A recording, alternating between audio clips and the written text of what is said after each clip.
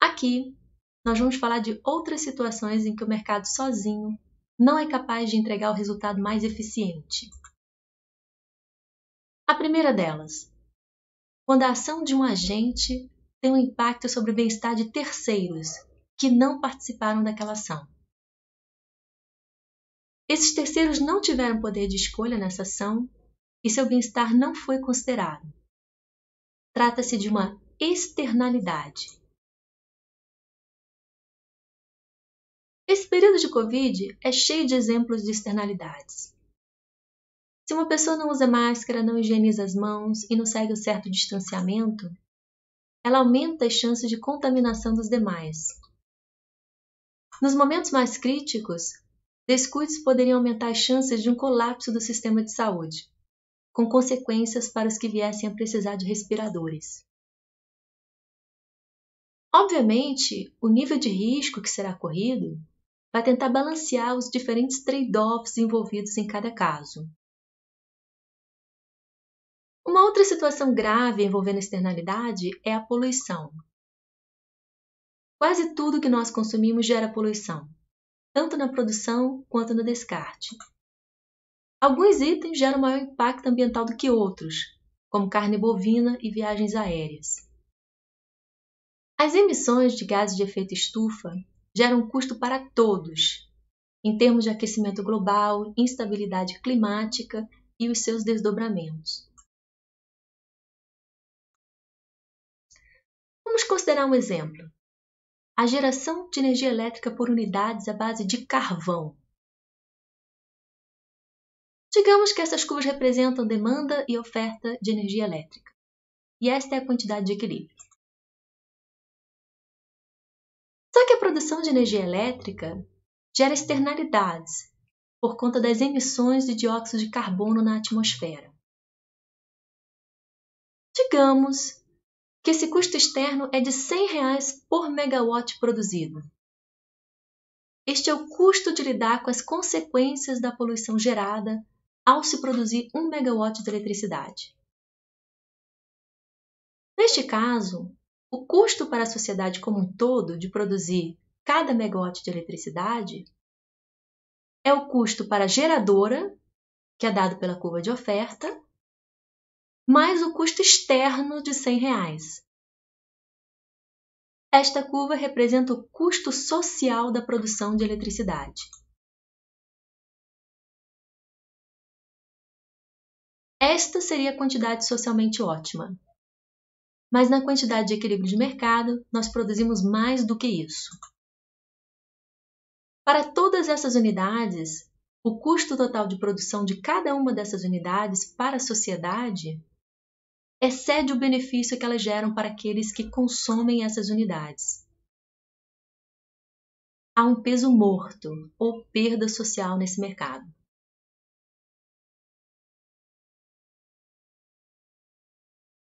Aqui, as empresas têm o direito de poluir e o custo de poluir é zero para elas. Uma possível solução para isso seria internalizar a externalidade, forçar as empresas a encararem o custo total da produção do bem. Uma forma de fazer isso é cobrando um imposto por unidade igual ao custo externo, R$100 aqui.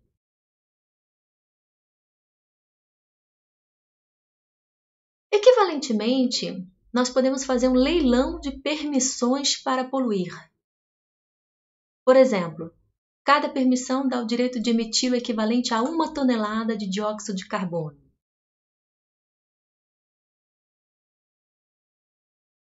Nós podemos calibrar a oferta de permissões de modo que o preço de cada permissão seja igual ao custo externo da poluição. De acordo com a revista The Economist, apenas 15% das emissões mundiais estão sujeitas a um esquema ou outro, sendo que os custos por emissão diferem bastante dependendo da localidade.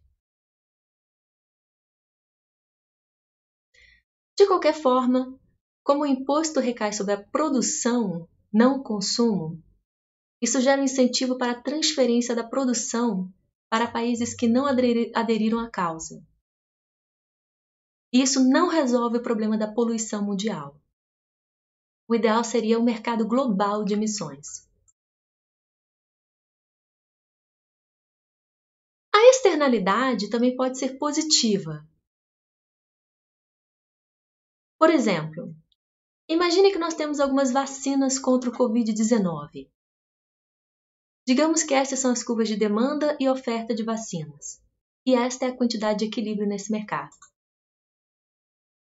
A curva de demanda representa os valores máximos que cada consumidor está disposto a pagar pela vacina. Sendo que o valor que o indivíduo está disposto a pagar reflete o benefício para ele de se imunizar. Já o benefício para a sociedade como um todo vai além disso.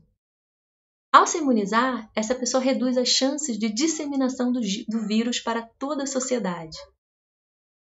Essa pessoa não poderá ser um propagador do vírus. E isso diminui as chances de contaminação de todos os demais. Isso é um benefício para a sociedade. E é um benefício externo ao indivíduo que se vacinou.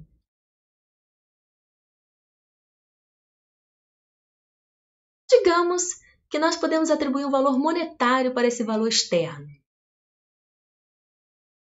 O valor total para a sociedade de um indivíduo se imunizar é o valor para esse indivíduo, dado pela curva de demanda, mais o valor externo.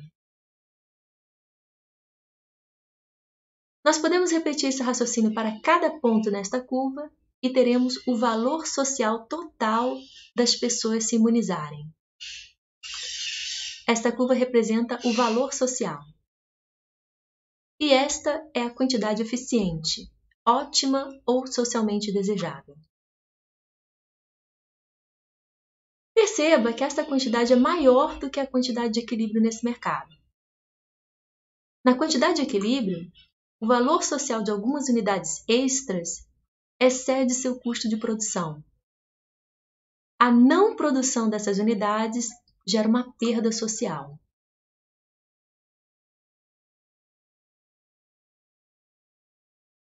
Algumas formas de reduzir essa ineficiência seriam prover um subsídio ou prover a vacina gratuitamente, em pontos de fácil acesso.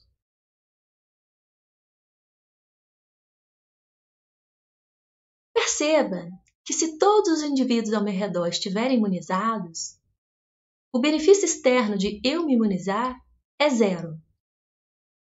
Quanto mais pessoas já estiverem imunizadas, menor o benefício externo da vacina. Por isso, a curva de valor social vai se aproximando da curva de demanda nesse exemplo.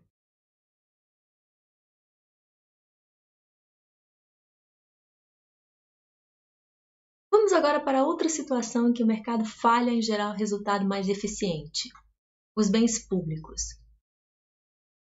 Por exemplo, os gastos com defesa nacional. Digamos que, a fim de proteger dados estratégicos do país de possíveis invasores, nós estamos considerando a criação de uma unidade de inteligência especializada. Perceba que, uma vez que esta unidade inicia suas operações, nós não podemos excluir nenhum cidadão dos benefícios desta proteção. Este é um bem não excludente. Cada pessoa sabe que, uma vez que a unidade esteja operando, ela usufruirá da proteção mesmo que ela não queira contribuir com o custo do projeto. Porque não se pode excluir indivíduos do seu consumo, há pouco incentivo a pagar pelo serviço. O setor privado, por sua vez, não tem o menor interesse em prover um serviço que ninguém paga. Mesmo que todos concordem que é necessário ter esse tipo de proteção, os mercados sozinhos não serão capazes de prover o serviço.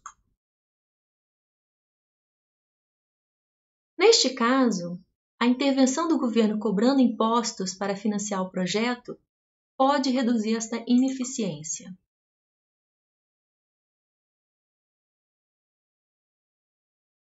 Uma outra característica desta unidade de proteção é que não há rivalidade no consumo.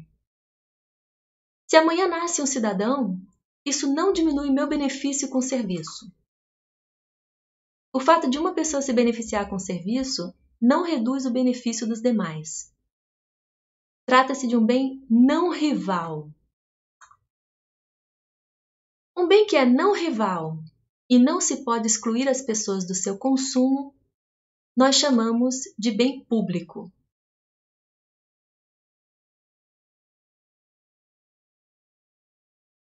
Vamos comparar isso com o caso oposto. Uma garrafa de água, por exemplo, é um bem rival no consumo. Se eu consumir, os demais não poderão consumir. E é excludente. É possível excluir indivíduos do seu consumo. Já os serviços de controle de incêndios nas florestas são bens públicos. Uma vez controlado, nós não podemos excluir ninguém de se beneficiar da estabilização climática que as florestas propiciam. É um serviço não excludente. E é também um serviço não rival no consumo. Todos nós nos beneficiamos com o serviço. O benefício de um não reduz o benefício dos demais.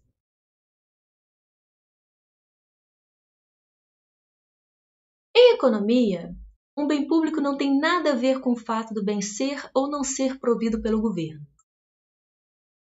Há vários bens públicos que não são providos pelo governo. Por exemplo, a Wikipédia, Waze, WhatsApp, Rádio CBN. São todos abertos para todos, portanto, não excludentes. E não há rivalidade no consumo. São bens públicos e não são providos pelo governo. Por outro lado, o governo também provê bens que não são bens públicos. Por exemplo, o ensino universitário. Você pode excluir indivíduos do seu consumo. De fato, é preciso passar por um processo seletivo para ter acesso. E uma vez que a capacidade ótima é atingida, há rivalidade no consumo. Não é um bem público, mas é provido pelo governo. Mas esse bem está associado a externalidades positivas. As inovações e ideias podem impulsionar o desenvolvimento e melhorar o padrão de vida.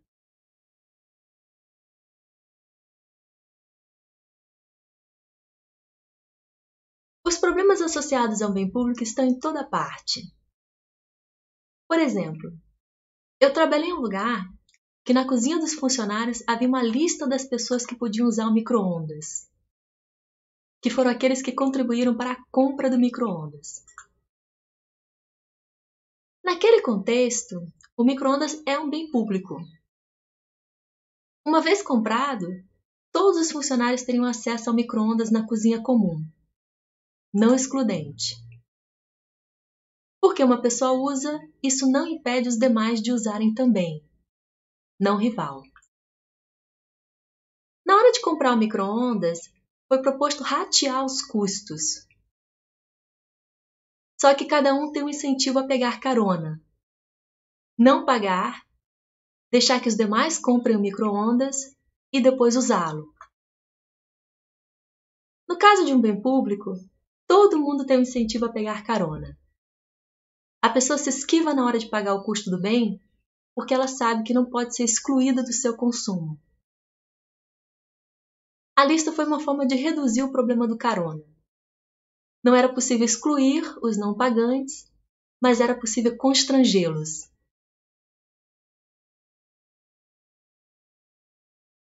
Na minha longa vida de estudante, eu tive quase 20 colegas de quarto ou de apartamento.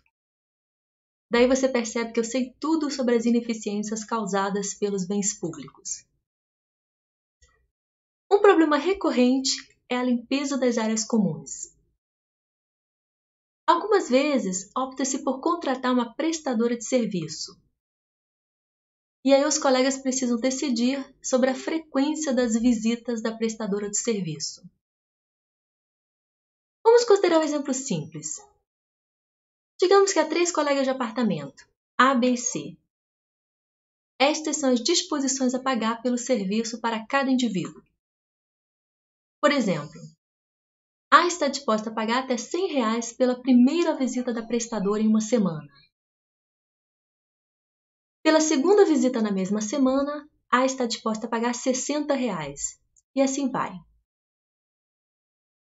Obviamente, cada indivíduo sabe sobre a sua disposição a pagar, mas desconhece a dos demais.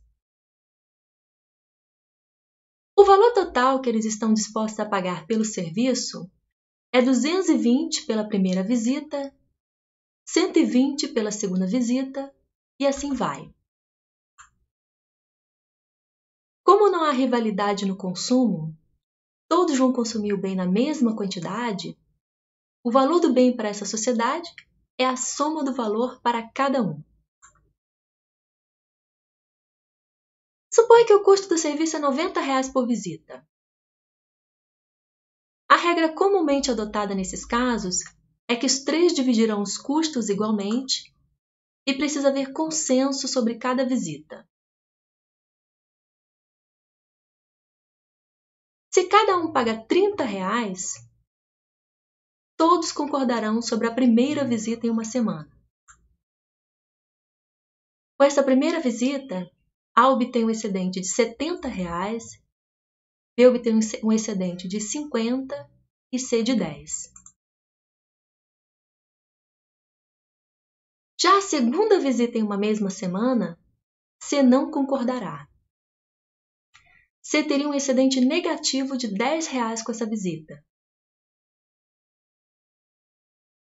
Este resultado é ineficiente,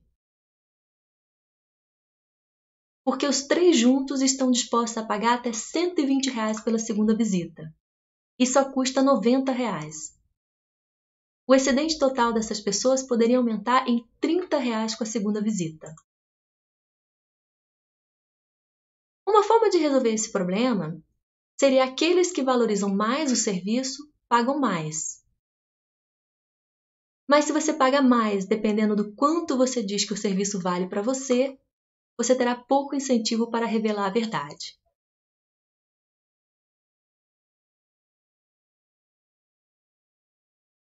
Como decidimos sobre a provisão ou não de um bem público? O primeiro passo é fazer uma análise custo-benefício. Por exemplo, digamos que estamos considerando construir uma passarela em uma localização. Imagine que o custo anual da passarela é R$400 mil. E estima-se que a passarela reduzirá em 0,3 o número de mortes por ano naquela localização. O benefício aqui é em vidas salvas. Para comparar isso com o custo, nós precisamos quantificar isso em valores monetários. Mas qual o valor de uma vida? O primeiro pensamento que nos ocorre é que não dá para fazer isso. O valor de uma vida é infinito. Mas nada deixou tão claro que o valor de uma vida não é infinito quanto esse episódio da Covid. Todos nós corremos algum risco durante esse período. Alguns bem menos, outros bem mais, mas em alguma medida todos nós corremos algum risco. Esse comportamento não seria compatível com o valor de vida infinito. A todo momento, nós aceitamos correr algum risco de morte em troca de algo. Então, o valor da vida não é infinito para nós. Ainda assim, a tarefa de estimar o valor da vida para as pessoas não é nada fácil. O IPEA precisou quantificar isso em estudo em 2006 sobre o trânsito. No estudo, por falta de opção, utilizou-se o valor da perda de produção futura das vítimas. E encontrou-se um valor de aproximadamente R$270 mil por vítima. O trabalho apresenta várias hipóteses e procedimentos e considera um contexto específico. Eu não vou entrar nos detalhes. Mas não há dúvida de que esse procedimento levanta várias questões. Uma alternativa seria tentar estimar quantas pessoas estão dispostas a receber em troca de uma maior probabilidade de morte. Por exemplo, Algumas profissões são mais perigosas do que outras. E ceteris paribus, é preciso pagar um diferencial para compensar pelo maior risco de morte. Esse procedimento tem seus próprios desafios também. Vamos assumir que um valor 4 vezes o estimado pelo IPEA seria um valor adequado no nosso caso, R$ 1 milhão. Neste caso, o benefício da passarela em reais seria 0,3 vidas por ano, sendo o valor estimado de cada vida R$ 1 milhão. O benefício mensurado em reais é de R$ 300 mil,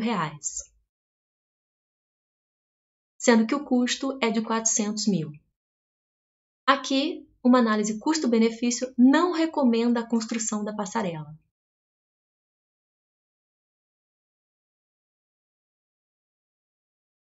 Perceba que mesmo que o benefício superasse o custo, ainda há outras alternativas de uso do dinheiro público e precisam ser comparadas. Há um trade-off na alocação dos recursos públicos. There is no free lunch. Ao direcionar um recurso para um fim, você perde a oportunidade de direcionar esse recurso para outros fins.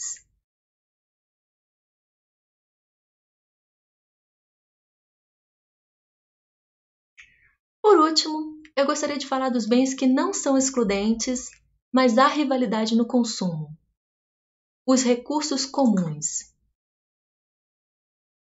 Isso fica muito evidente no trânsito de São Paulo. As ruas são um recurso comum. Ninguém é excluído do consumo do bem. Todos podem utilizar as ruas. Não excludente. Mas no congestionamento, o fato de outras pessoas utilizarem as ruas interfere no seu consumo. Demora muito mais para chegar no destino. É rival. O rodízio de placas ajuda a diminuir esse problema. Outro exemplo de recursos comuns são peixes nos oceanos. Se todos pescarem de forma insustentável, todos ficam pior no futuro. Mas se um indivíduo pesca menos hoje, dificilmente os demais farão o mesmo. Se ele deixa de pescar hoje, isso prejudica ele hoje, mas não muda o seu futuro. Então, do ponto de vista de um indivíduo, não vale a pena zelar pelo recurso comum. É um problema do tipo dilema dos prisioneiros. O trágico final desse jogo é chamado de tragédia dos comuns. No final, o que é de todos acaba não sendo de ninguém. Perceba que todos os conceitos discutidos aqui são relacionados. Por exemplo, o uso de uma pessoa de um recurso comum prejudica os demais. É uma externalidade negativa para os demais.